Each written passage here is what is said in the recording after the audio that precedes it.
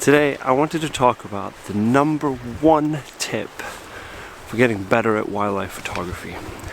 Something that can really speed up the process and increase your skills fast. Choose a subject to photograph an animal that doesn't mind being photographed. Photograph something that you don't have to also kind of struggle to get close to.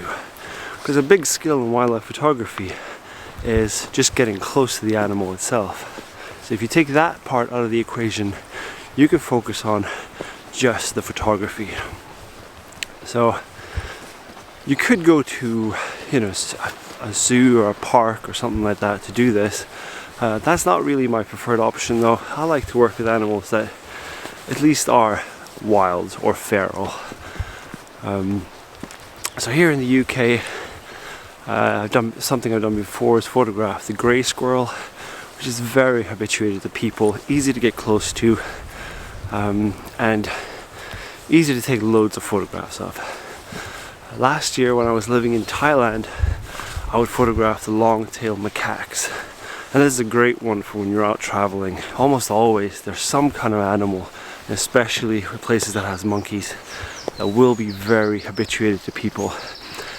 Usually not in a good way. It's usually because people feed them, and they can become aggressive as well, so you have to be careful. But I saw it as a great opportunity to get close to this animal and really practice and take loads of different varieties of shots.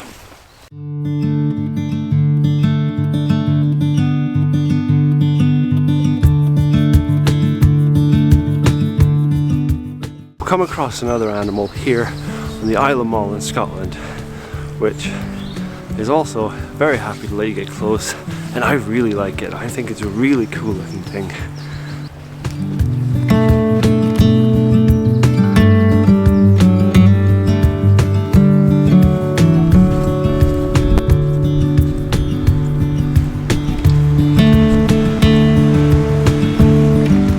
I just love Mull. The habitats here are spectacular and so varied.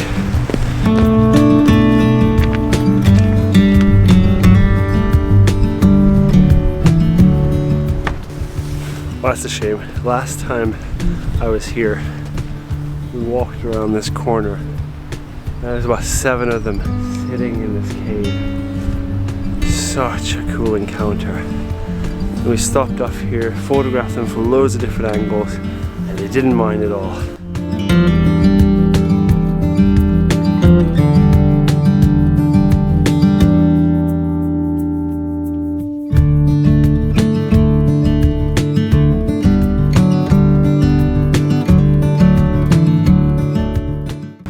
So, come to now the other place that I've seen the goats before, and nothing. That's a bit unfortunate, but at least that says something to me that they're definitely wild enough for me. I mean, I can't predict exactly where they're going to be. They're free to roam about. That makes it actually a little bit more exciting. Is that one over there, or is that a sheep? I left my bin, so I'm going to use my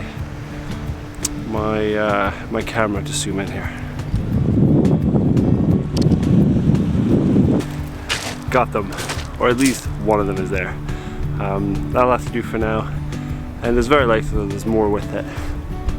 Well, that's one of them over there by the gorse, so let's head over there. I really like they're really cool looking because they got these massive horns, so they're quite stunning little creatures.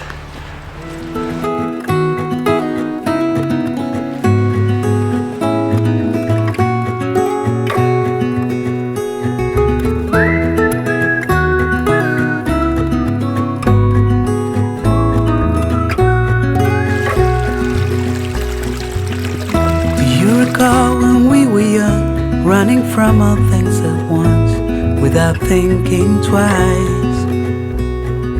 And I knew it would catch up, and that we would be the ones left behind. The stories I've been told, they never seem to. It's amazing to see how little bothered they are. But Still, I'm gonna keep my distance. I don't want to spook them unintentionally.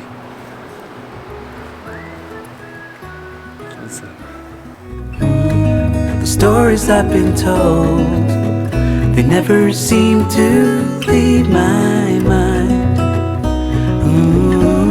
And this road that I am on, I gotta stay here for some time. So here now, having an animal that's just completely used to me, used to people, not bothered.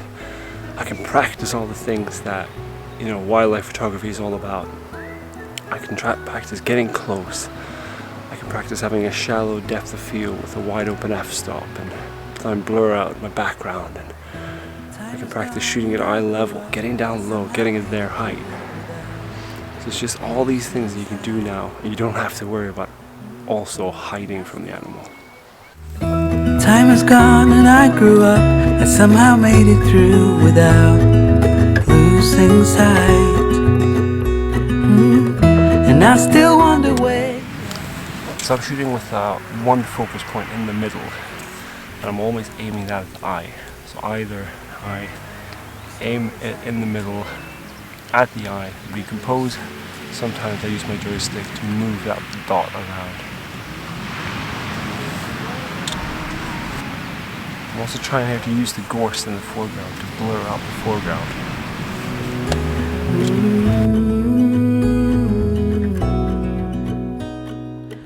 These guys are just absolutely amazing. So, like I said, perfect opportunity here to just practice all the things all about photography. Taking different shots, trying for a group shot of these animals, putting them in their environment. On this road that I am on, I gotta stay here for some time. How about these guys over here? I'm gonna get down really low, create that angle, low level, eye level with them.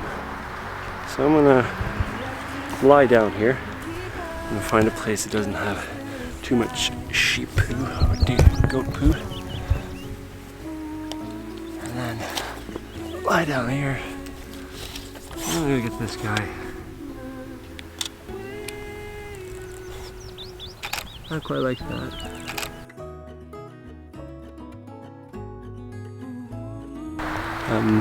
Okay, let's go for these guys behind me here.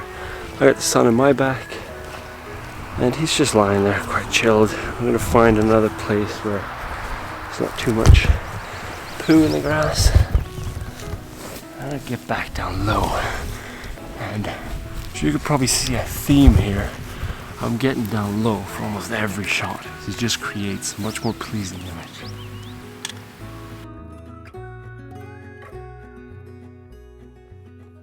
Do you recall when we were young, running from our These guys are so cool. I love those horns. And I knew it would catch up, and that we would be the ones left behind. Those are quite cool. You can try and experiment with different things here. Like just photographing detailed shots of the horns, maybe parts of their head, parts of their fur.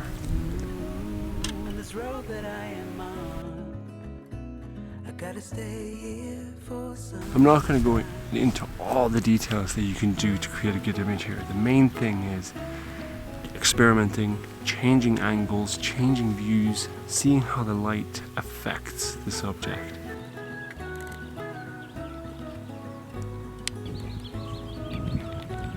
It's a great little project for myself as well, because I have to admit I don't do this often. I don't actually take the time to go out and photograph things that are easy to photograph, but I really should, and especially because you can learn so much from it. Background, you can really choose your background here. You can walk around them. Obviously the light's going to change a little bit depending on which direction the sun comes from, but you can walk around them to find the best background for the subject. I gotta stay here for some time.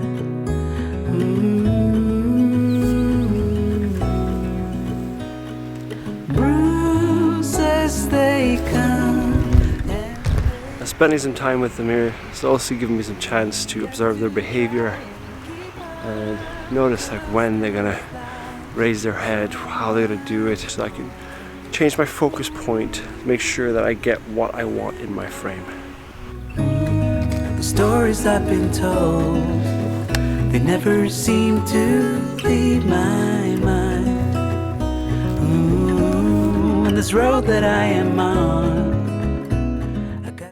the idea for this video was just to kind of give what I think is the #1 tip for improving. If you want to improve fast for wildlife photography, I think setting yourself a project like this, photographing something that's easy to photograph, and just spending the time to experiment different angles, different settings, different lighting conditions.